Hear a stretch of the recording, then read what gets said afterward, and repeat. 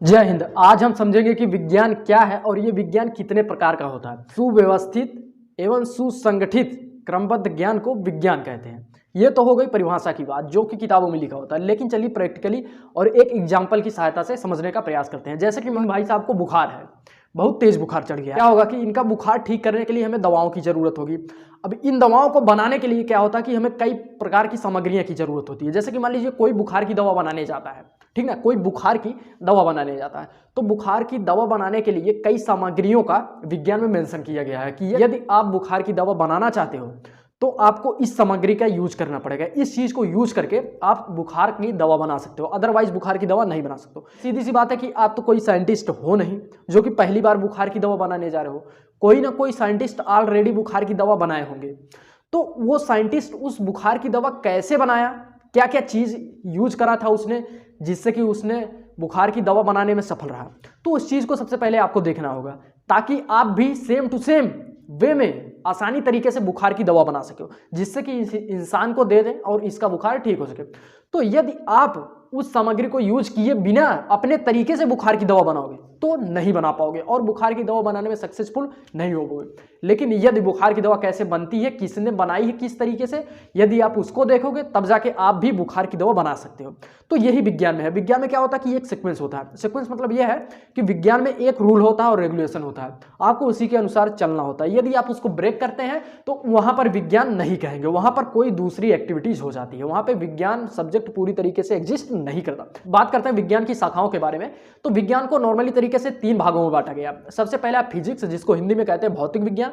दूसरा है आपका रसायन विज्ञान, जिसको इंग्लिश में हम कहते हैं केमिस्ट्री। थर्ड है आपका जीव विज्ञान, जैसा कि आप सबको पता है, जिसको इंग्लिश में हम कहते हैं बायोलॉजी। तो चलिए सबसे पहले समझने का प्रयास करते हैं फिजिक्स को, जिसको हिंदी में हम भौतिक विज्ञान कहते हैं।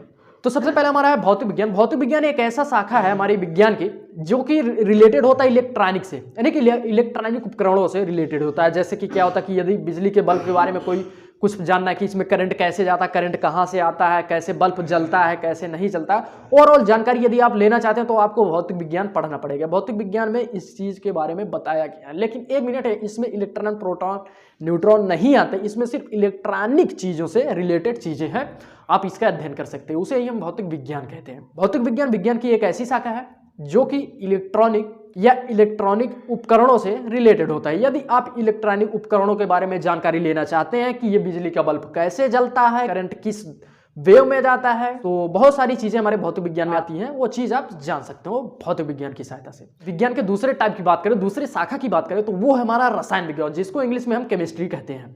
जब हमें दवाइयां बनाने की आवश्यकता होती है, जब हमें किसी चीज की, किसी डिजीज की दवाइयां बनाने की आवश्यकता होती है, जब हमें दवाइयां बनाने की आवश्यकता होती है, तो उस समय हम केमिस्ट्री यानी कि रसायन विज्ञान का यूज करते हैं कि इस दवा को किस चीज में मिलाना है, कितनी मात्रा में मिलाना है, इसका अगर रिएक्शन उसके साथ करेंगे तो क्या मिलेगा हमें, ये सब चीजें हम रसायन विज्ञान में पढ़ते हैं। उसके बाद विज्ञान की अंतिम शाखा जो कि है जीव विज्ञान, जिसको इंग्लिश में बायोलॉजी कहते हैं। बायोलॉजी एक ऐसा विज्ञान जिसमें मनुष्य के या फिर जीव जंतुओं के, जितने भी जीव हैं हमारी पृथ्वी पे, उनके शरीर के पार्टों का अध्ययन करना जीव विज्ञान कहलाता है। यानी कि जीवों से रिलेटेड अध्ययन करना, जीवों के रिलेटेड क्या मतलब, उनके पार्ट्स का अध्ययन करना, उनके शरीर के पार्ट्स का अध्ययन करना आपका जीव विज्ञान कहलाता है। उम्मीद करते हैं आपको जानकारी समझ में आएगी। फिर मिलते हैं अगली वीडियो में, तब तक के लिए जय हिंद, वंदे मातरम।